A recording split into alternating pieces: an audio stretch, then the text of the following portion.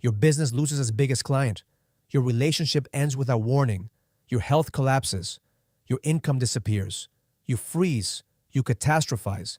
You make 3 panicked decisions in 48 hours that make everything worse.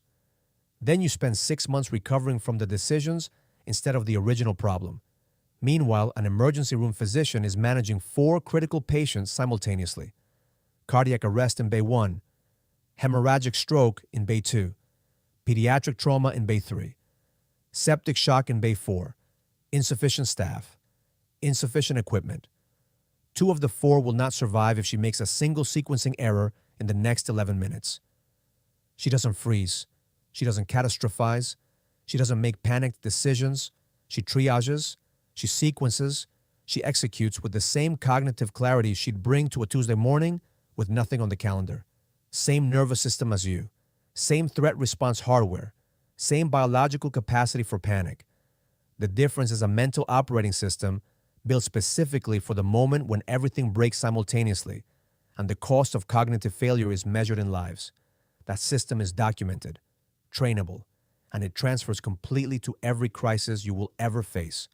Professional, financial, personal, physical, anything where the ground disappears and you need to think clearly before you finish falling. I'm about to show you exactly what it is. By the end of this, your worst moments will look completely different. Chapter 1. The triage principle. Here's the mistake that turns manageable crises into catastrophic ones. Treating every problem as equally urgent simultaneously. When everything feels critical, your brain enters a state researchers call cognitive flooding. Psychologist Roy Baumeister at Florida State documented this extensively under the term ego depletion. Decision-making quality degrades in direct proportion to the number of decisions requiring simultaneous conscious attention. The brain has a processing budget, flooded with concurrent demands, and every individual decision gets a fraction of the cognitive resources it requires. You make 10 decisions at 60% capacity instead of 3 decisions at full capacity. The 6 decisions you attempted at 60% cost you more than the 3 you skipped entirely. Emergency medicine solved this problem in World War I.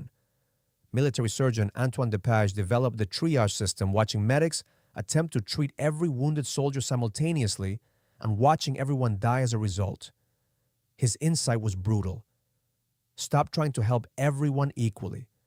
Categorize ruthlessly. Who dies without immediate intervention? Who survives with delayed treatment? Who survives regardless? Allocate entirely to the first category. The mathematics of triage save more lives than the compassion of treating everyone equally. Your crisis right now has the same structure, multiple problems presenting simultaneously, each demanding attention, each generating emotional urgency that feels equivalent. The urgency is a feeling, not a fact. The problems are not equivalent. 3 of them are noise dressed as signal.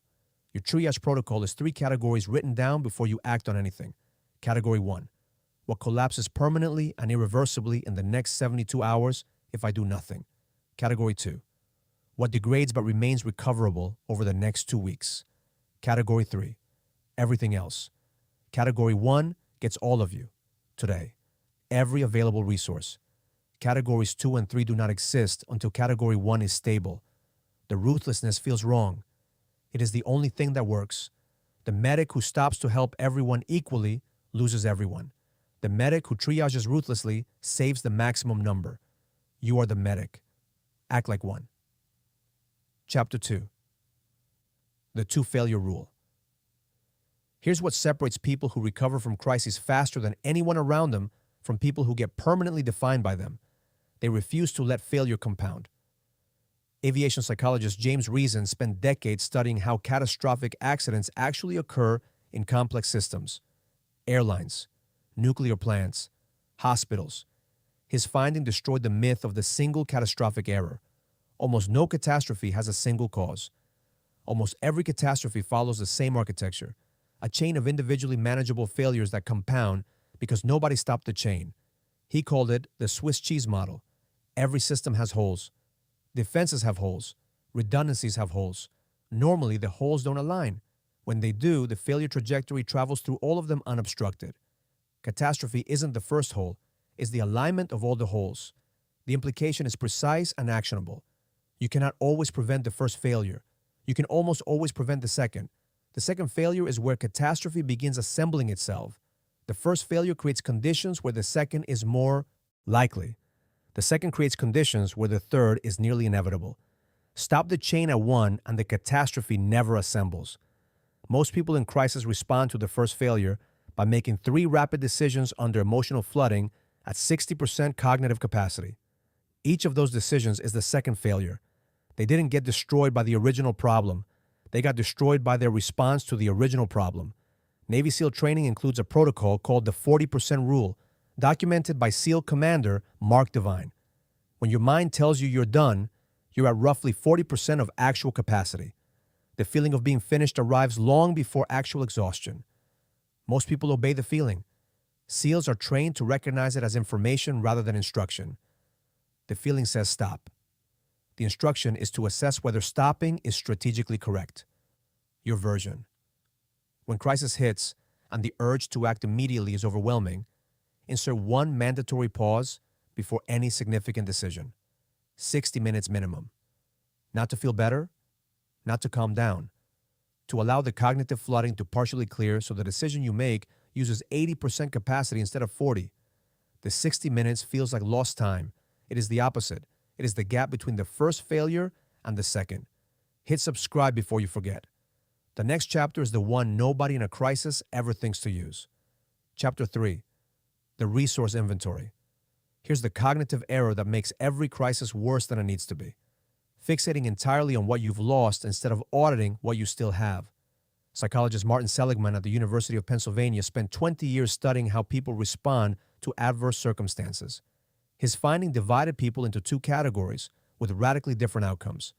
People who perceive their resources, capacities, and options as fixed and diminished by the crisis, and people who perceive their resources as flexible and potentially reconfigurable around new constraints. The second group didn't have more resources.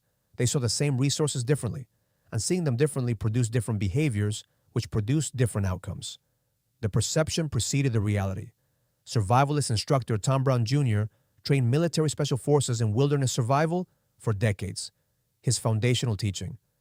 The difference between people who survive and people who die in identical situations is almost never physical resources. It is almost always the speed at which the person accurately inventories their actual situation versus the situation they're mourning losing. The person who survives in the wilderness stops immediately, sits down, conducts a complete inventory. What do I have? What do I know? What can I construct from what I have? What are the actual threats in order of actual urgency? The person who dies starts moving urgently in the first direction that feels like progress and uses their remaining resources navigating toward a destination that was never actually where safety was, translated directly to any professional or personal crisis. Before any action, conduct the inventory. Not what you had before the crisis, not what you've lost, what remains, your specific skills that exist independently of the collapsed structure, your relationships that are genuinely intact, your knowledge that transfers to adjacent domains, your financial resources that are actual, not hypothetical, your time that is genuinely available. Most people in crisis severely undercount this inventory because loss is neurologically louder than persistence. Psychologist Daniel Kahneman quantified this. Losses feel approximately twice as painful as equivalent gains feel pleasurable. The brain amplifies what disappeared and mutes what remains. The inventory exercise is a deliberate correction of that amplification. Behavioral scientist Adam Grant at Wharton studied people who recovered most completely from professional crises. His finding was consistent. The fastest recoveries were not driven by the most resources. They were driven by the most accurate perception of existing resources combined with the most creative reconfiguration of those resources around the new constraint. Creative reconfiguration, not restoration. People who tried to rebuild exactly what existed before failed more often and recovered more slowly than people who used the same materials to build something different. The crisis had permanently altered the environment. The environment required a different structure. Insisting on the original structure in an environment that no longer supported it was the error, not the crisis itself. Here's the problem, though. You can triage ruthlessly. You can stop the failure chain at one. You can inventory accurately and reconfigure creatively. and you will still collapse under the condition that defeats every rational framework eventually. Narrative. Catastrophizing. The story your brain constructs about what the crisis means. Psychologist Aaron Beck founded cognitive behavioral therapy on one central observation. It is not events that disturb people. It is the meaning people assign to events. The same objective situation produces radically different psychological and behavioral outcomes depending entirely on the narrative constructed around it. Lose your job. Narrative 1. This is evidence that I am fundamentally inadequate, and this failure will define my trajectory permanently. Narrative 2. A structure I was inside collapsed, and I am now outside it with a complete set of skills that exist independently of that structure. Same facts. Completely different psychological states. Completely different subsequent behaviors. Completely different outcomes. The narrative is not given by the event, it is selected. Most people select it unconsciously and then experience it as if it were the only available interpretation of reality. Cognitive behavioral therapy's core intervention is making the selection conscious. Once conscious, it is examinable. Once examinable, it is changeable. 3 questions before accepting any catastrophic narrative. Is this interpretation the only possible interpretation of these facts? What would the most capable version of me believe about this situation? What interpretation would produce the behavior most likely to generate the outcome I actually want? The third question is the most powerful. You're not asking what is true. You're asking what interpretation produces the best behavioral output. A functional narrative is not a delusion. It is a strategic choice about where to direct cognitive energy. You get to choose the story. Most people don't know this. They experience the story as something that happened to them instead of something they selected. To keep it simple, stupid. Triage ruthlessly and operate exclusively on Category 1 until it stabilizes.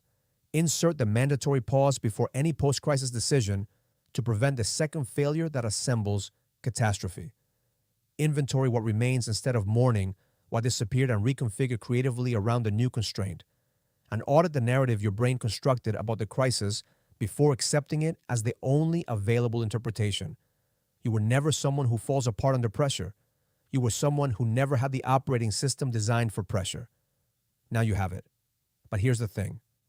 Crisis management only compounds as a skill when your brain is retaining the frameworks between the moments you need them. Most people read this, feel clear for 48 hours, and revert to default panic responses the next time everything breaks simultaneously. That's why I made this video breaking down the exact memory system that locks every framework into permanent availability so the protocols are there precisely when the ground disappears. It's almost unfair. Watch it next.